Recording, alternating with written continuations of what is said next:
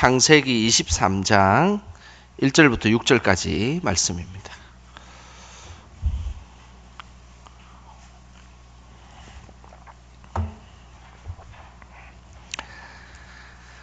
창세기 23장 1절부터 6절까지 우리 한 목소리로 말씀 읽겠습니다. 사라가 127세를 살았으니 이것이 곧 사라가 누린 해수라. 사라가 가나안 땅 헤브론 곧 길랏 아르바에서 죽음에 아브라함이 들어가서 사라를 위하여 슬퍼하며 애통하다가 그 시신 앞에서 일어나 나가서 헷 족속에게 말하여 이르되 나는 당신들 중에 나그네요 거류하는 자이니 당신들 중에서 내게 매장할 소유지를 주어 내가 나의 죽은 자를 내 앞에서 내어다가 장사하게 하시오. 헷 족속이 아브라함에게 대답하여 이르되 내 주여 들으소서. 당신은 우리 가운데 있는 하나님이 세우신 지도자이시니 우리 묘실 중에서 좋은 것을 택하여 당신의 죽은 자를 장사하소서. 우리 중에서 자기 묘실에 당신의 죽은 자 장사함을 금할 자가 없으리이다. 아멘. 자, 이 시간에 한번 인사 한번 하겠습니다. 오늘 하루도 수고 많으셨습니다. 인사 한번 하겠습니다. 오늘 하루도 주께서 주시는 그 한날을 살아가신다고 너무 수고 많으셨습니다. 매주 화요일마다 제자와 함께 만나서 삶과 죽음에 대해서 항상 이야기를 했던 한 교수님이 계셨습니다. 그 교수님의 이름은 모리라는 교수님이셨습니다. 모리 교수님은 루게릭병에 걸려 있었고 그의 생애는 사실 얼마 남지 않았습니다. 매주 화요일에 제자와 함께 대화를 나누면서 죽음에 대해서 진지하게 쓴 책이 한 권 있는데 그 책이 유명한 모리와 함께한 화요일이라는 책입니다. 이 책에는 죽음에 대해서 이런 이야기를 쓰고 있습니다. 그 내용을 제가 한번 읽어드리겠습니다. 죽게 되리라는 사실은 누구나 알고 있지만 정작 자신이 죽을 거라고는 아무도 믿지를 않는다 말이야. 만약 그 사실을 받아들인다면 우리는 전혀 다른 사람이 될 텐데, 다시 말하면 일단 죽는 법을 배우게 되면 사는 법도 배우게 된다네. 이 모리 교수님이 아직 한참 죽음이 얼마 남지 않은 아주 마음으로 어린 제자에게 죽음에 대한 이야기를 하면서 자신의 인생을 두고 그 죽음을 생각하니까 이런 이야기를 했다는 것입니다. 죽는 법을 배우게 되면 사는 법을 배우게 된다는 것이죠. 내가 그 죽음의 순간에 어떻게 죽고 어떻게 나의 인생을 마무리할 것인가를 진지하게 생각하는 사람은 오늘 하루도 후회하지 않고 그리고 또 실망하지 않는 하루를 살아가게 된다는 것입니다. 이것은 참으로 중요한 일입니다. 우리의 삶에 죽음의 그 끝자락에서 내가 그 말은 하지 않았어야 했어야 할 텐데, 죽음의 그 끝자락에서 내가 그 행동은 내가 차마 하지 말았어야 할 텐데라는 그 후회하는 것을 오늘도 내가 그 일을 하고 또 살아가고 있다면 우리는 다시 한 번 더 우리의 인생을 돌아보아야 할 것입니다. 생을 다하는 날까지 항상 우리는 하나님의 기쁨이 되시기를 주님의 이름으로 축복합니다.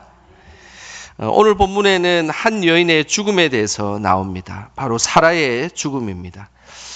그녀는 믿음의 조상 아브라함의 아내였고 이삭의 어머니였습니다. 그런데 오늘 이 성경은 이 사라의 죽음을 아주 특별하게 기록하고 있습니다. 우리 1절 같이 함께 읽어보겠습니다. 사라가 127세를 살았으니 이것이 곧 사라가 누린 해수라. 언뜻 보면 이 1절은 그냥 아주 평범한 한 여인이 몇 살에 죽었고 그리고 그 사라가 누린 횟수가 그 정도다라고 아주 단순하게 기록된 것처럼 보이지만 이 기록은 아주 특별한 기록입니다. 왜냐하면 성경에서 유일하게 여성으로서 죽은 나이가 기록되어 있는 본문이기 때문입니다. 성경의 창세기부터 요한계시록까지 여성이 죽었는데 그 죽은 여성의 나이를 이렇게 상세하게 127세다라고 기록한 곳은 한 군데도 없습니다. 오늘 좀 전에 읽었던 이 창세기 23장 1절에만 유일하게 여성의 죽음에 대한 뿐만 아니라 그 죽음의 나이까지 기록한 곳이 바로 유일무이한 곳이 바로 이 말씀이기 때문입니다. 현대 이스라엘도 그렇지만 이전에 남성 중심의 사회였기 때문에 성경에는 여성들의 이름을 구체적으로 잘 기록하지 않습니다. 그래도 그나마 여성들의 이름이 구체적으로 누구다라고 기록된 것은 참으로 복된 일입니다. 그런데 죽은 여인의 나이가 나오는 것은 더 큰 영광이라고 할 수 있는 것이죠. 성경에는 사라만 여성으로서 죽은 나이가 나오고 다른 어떤 여성은 이 죽은 나이가 나오지 않는다는 사실을 우리는 기억하셔야 합니다. 그만큼 사라는 영원히 기억될 만한 여성이라는 의미입니다.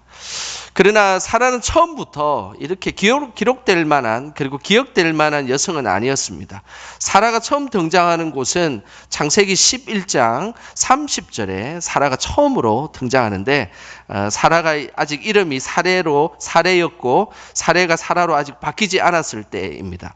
창세기 11장 30절 처음으로 이 사레가 등장하는데요. 이렇게 성경은 기록하고 있습니다. 사레는 임신하지 못함으로 자식이 없었더라. 이것이 사라라는 한 여인이 처음으로 성경에 등장했던 구절의 내용입니다. 성경은 사라의 첫 등장에 자식이 없었더라라고 소개하고 있습니다. 아브라함 시대에 자식이 없는 여인은 참으로 불행한 여인이었습니다. 그리고 특별히 자식뿐만 아니라 낳아도 아들을 낳지 못하면 그 여성은 모든 것이 잘못되었다라고 생각했던 시대입니다. 사실은 우리나라도 이런 시대를 지난 지가 얼마 되지 않는 것은 사실입니다. 그러니 지금부터 한 4,000년 전에 이 아브라함 시대는 오죽했겠습니까?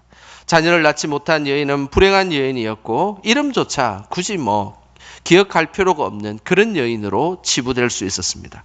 하지만 사라는 이름뿐만 아니라 죽음의 나이까지 성경에 기록된 유일한 여성으로 성경은 말씀하고 있습니다. 그 여인이 축복된 여인이었고 복받은 여인이었기 때문입니다. 어떻게 이것이 가능했을까요? 그 구체적인 이유가 베드로전서 3장 6절에 그 사라에 대한 이야기가 나옵니다. 우리 화면을 보시면서 함께 읽어보겠습니다. 사라가 아브라함을 주라 칭하여 순종한 것 같이 너희는 선을 행하고 아무 두려운 일에도 놀라지 아니하면 그의 딸이 된 것이니라. 이 신약에 와서 사라를 평가하기를 아브라함을 주라고 칭했던 여인이다라고 말씀하고 있고 순종한 여인이다라고 말씀하고 있습니다. 아브라함을 주라고 칭했다라는 이 표현은 아브라함 안에 있는 하나님을 그 여인이 믿음으로 고백했다는 이야기입니다. 단순히 육신에 그냥 아브라함만 본 것이 아니라 아브라함 속에 있는 그 하나님을 이 여인은 분명히 바라보았다라고 성경은 기록하고 있는 것이죠. 그리고 그 하나님께 순종했다라고 말씀하고 있습니다. 이 여인이 복된 인생이고 기억될 만한 인생인 이유는 하나님 앞에 말씀에 순종하며 하나님 앞에 순종했다라는 것입니다. 미래가 보장되지 않고 인간적인 생각에는 불가능할 것 같은 상황일지라도 하나님에게 순종할 수 있는 사람, 그 사람이 바로 하나님 앞에 기억되는 사람임을 우리는 항상 기억하셔야 합니다. 아브라함이 갈대아 우르를 에서 하나님의 약속의 땅으로 갈 때에 하나님은 아브라함에게 정확하게 알지 못하는 미지의 땅으로 가라고 했습니다. 자신의 남편이 미지의 땅으로 내가 갈 거다라고 이야기했을 때에 그냥 아무 생각 없이 따라갈 수 있고 그리고 그렇게 지낼 수 있습니다. 그러나 오늘 성경은 그렇게 이야기하지 않습니다. 아브라함 속에 있는 하나님을 사라도 만났고 아브라함이 하나님에게 순종하는 것처럼 사라 역시도 그 하나님에게 순종했다라고 말씀하고 있습니다. 아브라함이 미지의 땅을 향해서 담대하게 나아갔던 것처럼 사라 역시도 내가 그곳에 가서 무엇을 할지 그 장소가 어딘지도 모르는 그 미지의 땅에 사라는 순종하였고 그 일들을 통하여서 하나님 앞에 나아갔다라고 말씀하고 있는 것입니다. 이것이 하나님께서 기뻐하셨던 인생의 모습입니다. 하나님의 말씀에 순종하며 미래가 보장되지 않을지라도 그곳을 향해 하나님 앞에 순종하며 나아갈 수 있는 사람, 그 사람이 바로 하나님께서 기뻐하시는 믿음의 사람임을 말씀하고 있습니다. 우리도 늘 하나님 앞에 순종함을 통하여서 늘 세상 사람들뿐만 아니라 하나님께 기억되는 사람으로 살아가시기를 주님의 이름으로 축복합니다. 오늘 본문의 사라의 죽음에 대한 또 특별한 점이 2절에 나옵니다. 우리 2절 같이 함께 읽어보겠습니다. 사라가 가나안 땅 헤브론 곧 기랏 아르바에서 죽음에 아브라함이 들어가서 사라를 위하여 슬퍼하며 애통하다가, 오늘 이 2절에는 우리 한글에 잘 나와 있지 않은 전치사가 하나가 있습니다. 뭐뭐 아내라는 뜻의 히브리어 전치사 빼라는 전치사가 있어요. 이것은 영어로는 in이라는 영어로 사용될 수 있는 전치사입니다. 이 뭐뭐 아내라는 이 단어가 사라가 가나안 땅 헤브론이라는 이 표현을 원어적으로 다시 표현하면 가나안 땅 헤브론 안에 살았던 사라다라는 표현입니다. 그러니까 이 사라는 가나안 땅 헤브론 안에서 살고 있었던 여인이다라는 표현이 이 사라가 가나안 땅 헤브론이라는 그런 의미입니다. 사라가 헤브론이라는 땅에 있었다는 말씀인데, 이 헤브론이라는 땅은 성경에는 믿음의 땅으로 묘사하고 있습니다. 그래서 사라는 믿음의 땅 안에서 살았던 여인이다라는 것이죠. 이 땅을 살아가고 있고 이 땅을 밟고 살아가고 있지만, 사라가 살았던 땅은 이 땅의 삶이 아니라 믿음의 삶을 살았다는 것입니다. 이것이 사라에게 대단히 복된 일입니다. 우리는 살아가다 보면 우리가 살아가는 우리의 삶의 현장에서 그냥 세상의 땅을 내딛고 살아가고는 있지만, 중요한 것은 우리는 세상의 땅을 내딛지만 중요한 것은 우리는 믿음의 땅을 내딛고 살아야 하는 것입니다. 그리고 그곳에서 하나님을 만나고 고백하는 것, 이것이 하나님께서 기뻐하시는 믿음의 모습입니다. 헤브론의 실제 뜻은 연합한다, 친구 관계를 맺는다라는 뜻입니다. 이것을 사라에게 적용하면 헤브론 안에 살았다는 것은 하나님과 연합하여 친구처럼 지냈다라는 그런 의미입니다. 하나님과 매우 친밀하였고 하나님과 동행하였고, 그리고 또 하나님을 정말로 친구처럼 지내는 삶, 그 삶이 하나님 앞에 복된 삶이었다라고 성경은 말씀하고 있습니다. 저는 우리 성도님들의 삶의 자리자리마다 이 땅에 세상의 땅을 딛고 살아가는 사람들은 하나님과 동행하지 않는 사람입니다. 그러나 나의 땅이 세상의 땅이지만 믿음의 땅으로 밟고 살아가는 사람들은 다 하나님과 동행하는 사람입니다. 저는 우리 성도님들이 늘 세상의 땅을 밟고 살아가지만 하나님과 동행하는 믿음의 땅으로 살아가시기를 주님의 이름으로 축복합니다. 사라는 다른 어떤 사람보다 축복의 땅에서 생을 마감하였습니다. 우리 6절 같이 함께 읽어보겠습니다. 내 주여 들으소서. 당신은 우리 가운데 있는 하나님이 세우신 지도자이시니 우리 묘실 중에서 좋은 것을 택하여 당신의 죽은 자를 장사하소서. 우리 중에서 자기 묘실에 당신의 죽은 자 장사함을 금할 자가 없으리이다. 아브라함은 헷 족속에게 자신의 아내 사라가 묻힐 장소를 물색하였습니다. 그때 헷 사람은 자신들이 가지고 있는 묘실 중에서 가장 좋은 것을 택하라라고 허락을 해 주었습니다. 그때에 아브라함이 헷 족속을 통해서 얻었던 굴이 바로 사라가 묻혔던 막벨라 굴이었습니다. 이 막벨라라는 표현은 두 배, 갑절이라는 뜻입니다. 그만큼 이 헷 족속이 소개해 주었던 이 사라가 묻을 이 묘실은 두 배나 되고 아주 값진 그런 곳이었습니다. 실제로 막벨라 굴은 이중으로 되어 있는 굴이었습니다. 그래서 당시에 이 굴은 다른 사람들조차도 아주 소중하게 간직했던 그런 아주 좋은 그런 동굴이었습니다. 결국 사라가 묻힌 곳은 바로 이 축복의 땅, 그리고 이 땅에서도 가장 좋은 땅에 묻히게 되었다라고 성경은 말씀하고 있는 것입니다.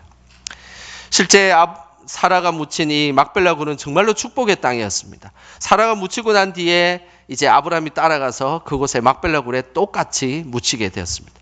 그리고 그의 자녀 이삭도 막벨라 굴에 묻혔고 이삭의 아내 리브가도 이 막벨라 굴에 묻혔습니다. 그리고 또한 이삭의 또 아들 야곱도 이 막벨라 굴에 묻혔고, 또 야곱의 아내 중에 레아도 이 막벨라 굴에 묻혔습니다. 이것은 뭘 의미하겠습니까? 이 약속의 땅은 대를 이어서 믿음의 땅이었고 그리고 축복의 땅이었다라는 것을 보여주는 것입니다. 고대 근동의 최고의 매장지는 가족들이 다 같이 대를 이어서 묻히는 곳이 바로 최고의 매장지입니다. 그곳은 기본적으로 자연재해도 없어야 되고 전쟁도 없어야 되고 그리고 어떤 사람이 쉽게 빼앗아 가지 않는 땅이어야만 했습니다. 그런데 이 막벨라굴은 그 모든 조건이 다 맞아떨어지는 그런 최고의 땅이었습니다. 뿐만 아니라 자신이 그 땅에 처음으로 묻힌 그 이후부터 모든 자신의 믿음의 자손들까지 대를 이어서 그곳에 묻힐 수 있는 아주 축복의 땅에 그 귀한 생을 마감했다라고 성경은 기록하고 있습니다. 우리는 태어날 때 열악한 환경 가운데 태어날 수도 있습니다. 우리가 살아온 우리의 삶의 환경은 정말로 금수저와 같고 요즘 이야기하는 다이아몬드 수저와 같은 곳에 태어난 사람들은 생각보다 많지는 않습니다. 대부분 흙수저처럼 가난하고 힘든 가운데 태어난 경우가 대부분 그런 경우들이 많습니다. 우리가 살아왔던 60년대, 70년대의 그 삶, 그리고 또 6.25 사변을 지냈던 그 삶은 결코 우리 한국 사회에 녹록치 않은 그런 삶입니다. 그러니 대부분의 삶은 다 열악한 환경 속에서 태어날 수밖에 없었던 것이 우리의 삶의 모습입니다. 가난하고 좋은 환경이 아닐 수도 있었습니다. 하지만 우리가 하나님 앞에 말씀에 순종하고 하나님과 친구처럼 동행하며 살아간다면 그의 생애의 마지막 끝자락은 축복으로 마무리된다는 사실을 꼭 기억하시길 바랍니다. 우리 삶에 어떤 환경이 놓여있을지라도 늘 말씀에 순종하며 하나님과 친구처럼 동행함을 통하여서 최종적으로 복된 삶으로 나아갈 수 있는 우리 모두가 되시기를 주님의 이름으로 축원합니다. 자, 이 시간 우리 찬양하며 기도하는 시간 갖겠습니다.